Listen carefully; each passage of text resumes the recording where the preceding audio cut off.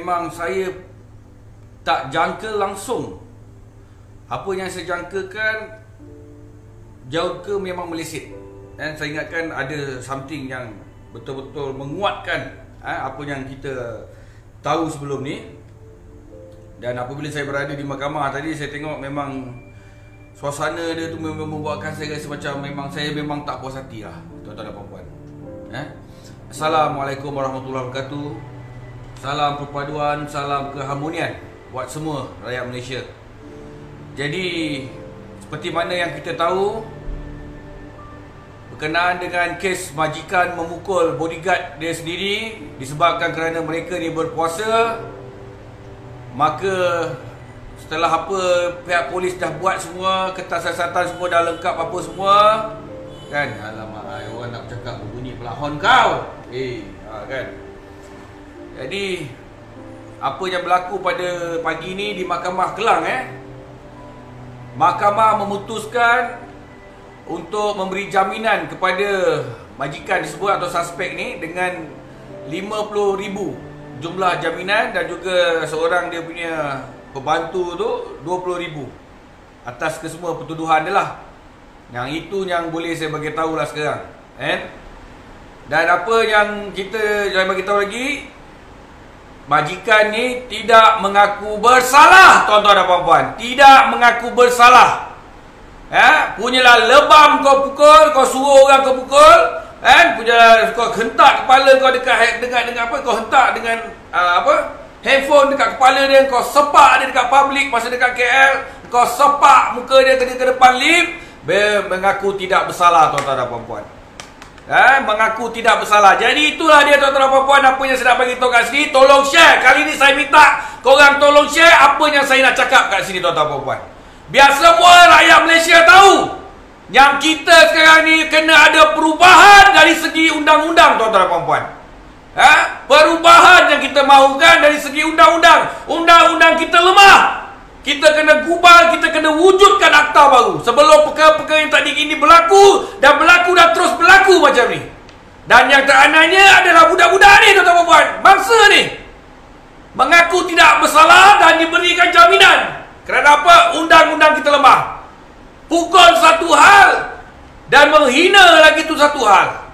Sebelum tu saya nak bagi tahu, ini adalah kes yang melibatkan individu. Kita jangan babitkan bangsa-bangsa lain. Kita serang cukup-cukup majikan dia ni, cukup, tuan-tuan. Individu ni, apa tak nama dia aku tak tahu. Betul, dia hina agama kita, dia hina kalimah Allah kita, tetapi kita tak boleh biarkan macam ni. Memang betul, tuan-tuan, semua orang marah. Semua orang marah. Tetapi kerana apa jadi macam ni? Kerana kelemahan kerajaan yang ada dulu, sekarang lah ni pun memang lemah. Kerana apa? Banyak kali berlaku pun, tetapi tidak ada apa-apa perubahan dari segi undang-undang, tuan-tuan dan puan. Dari segi undang-undang memang tak ada apa-apa perubahan. Kita minta perkara ni daripada 2010, 11, 12, 13, berapa banyak kali hinanya, menghina agama lain, menghina bangsa lain, tapi tak ada apa-apa perubahan, tuan-tuan dan puan. Dan sekarang boleh tengok government, kerajaan sekarang darurat. Kalau saya percaya, kalau bukan pasal darurat, mungkin perkara ini akan masuk dalam parlimen dan kemungkinan besar akan ada wujud cadangan daripada parlimen yang ingin mewujudkan akta baru, menggubal undang-undang baru, tuan-tuan dan puan.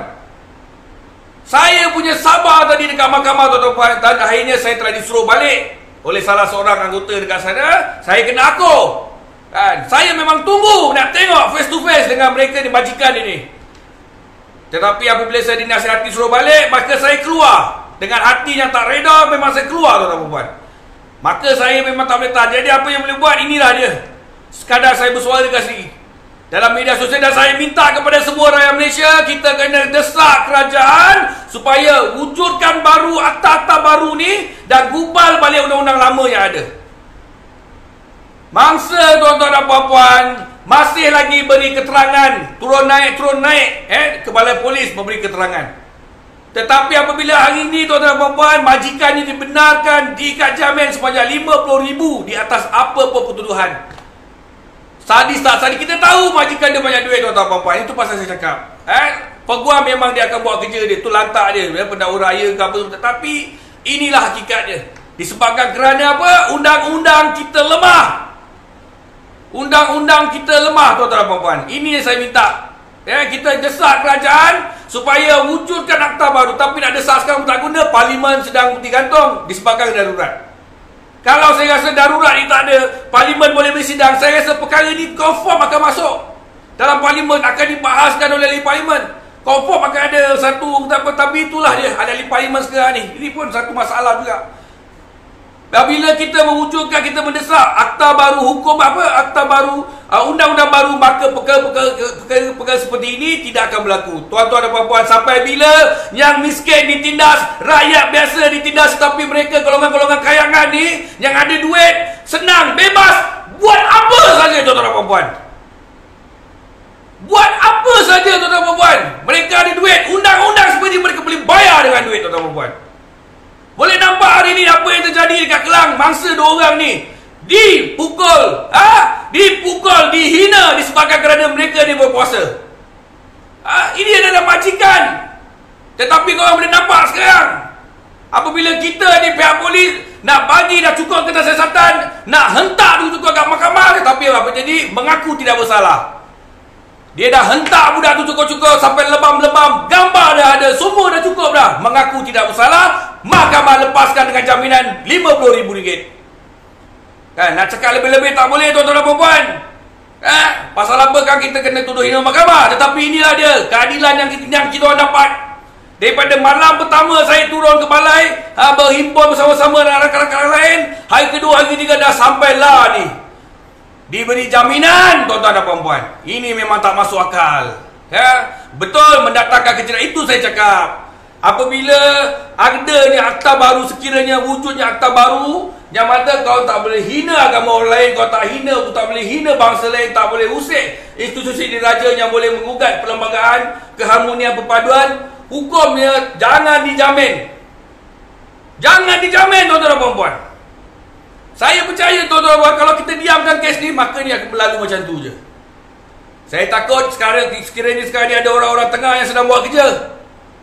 Dan orang tengah ni, maka aku nampak memang banyak dah kesana ke sini, kesana ke sini.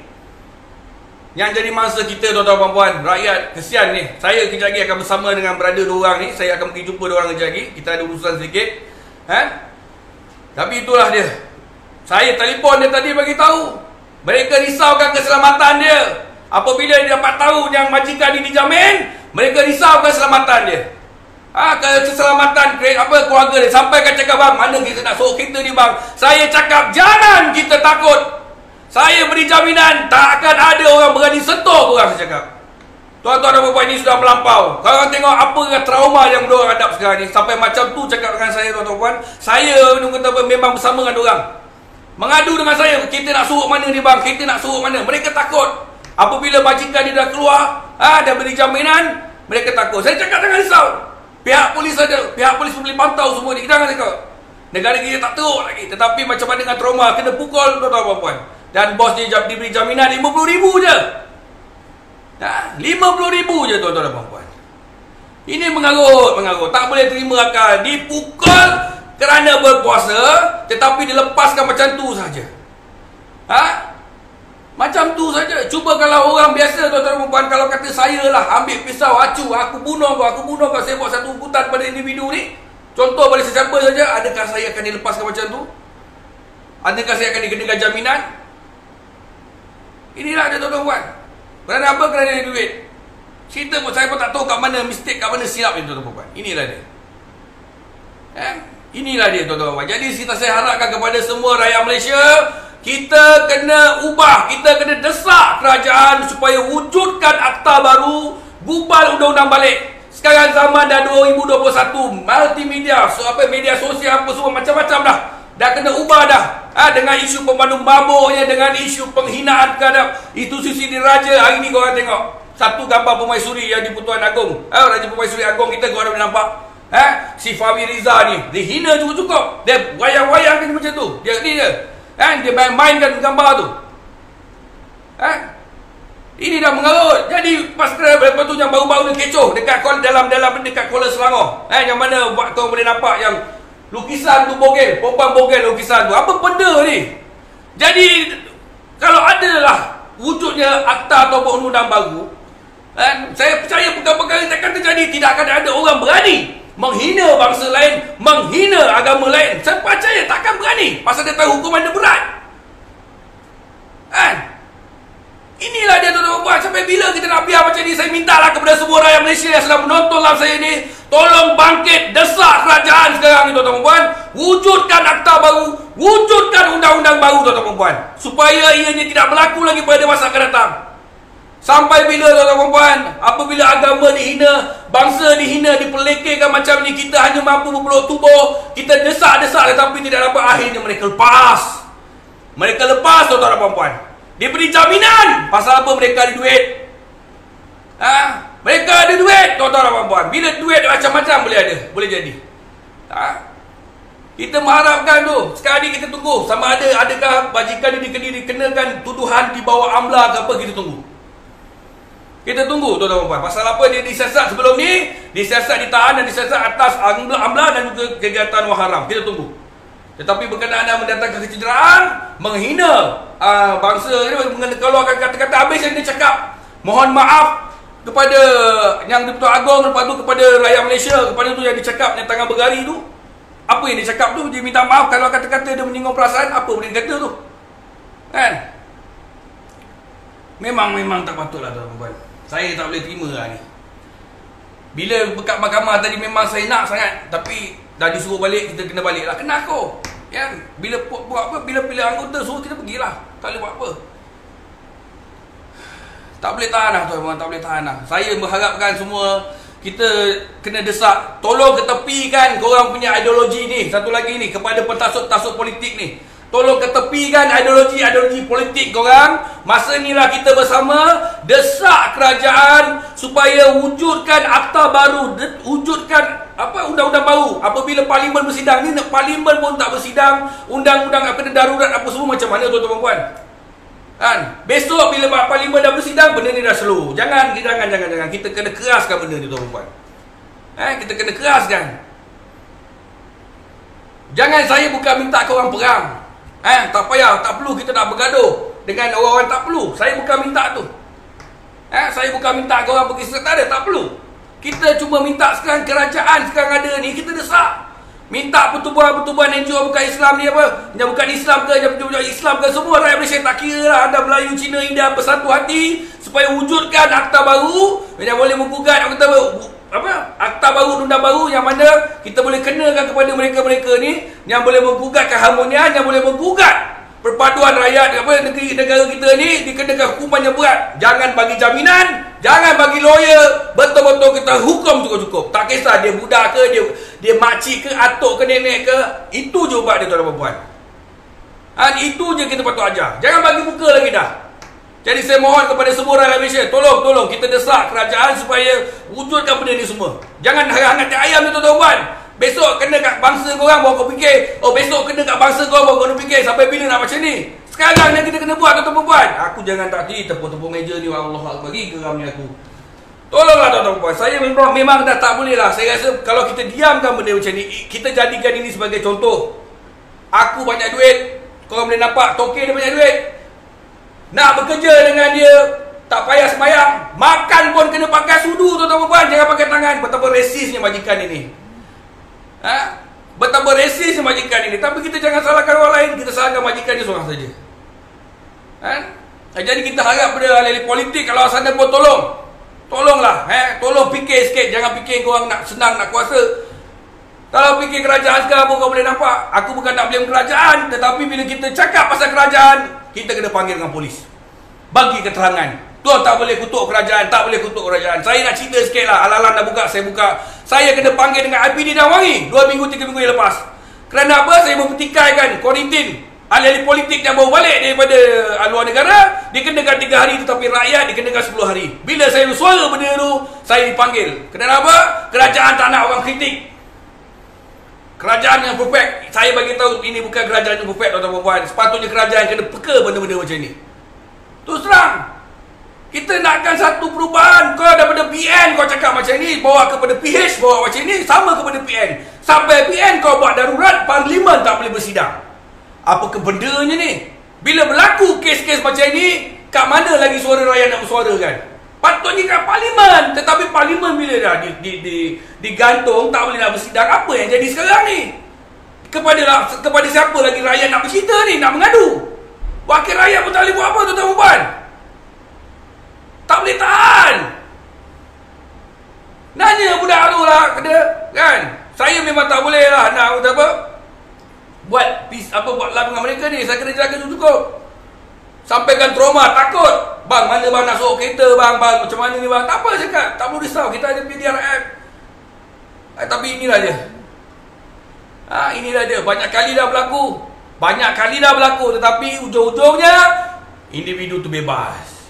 Saya minta maaf.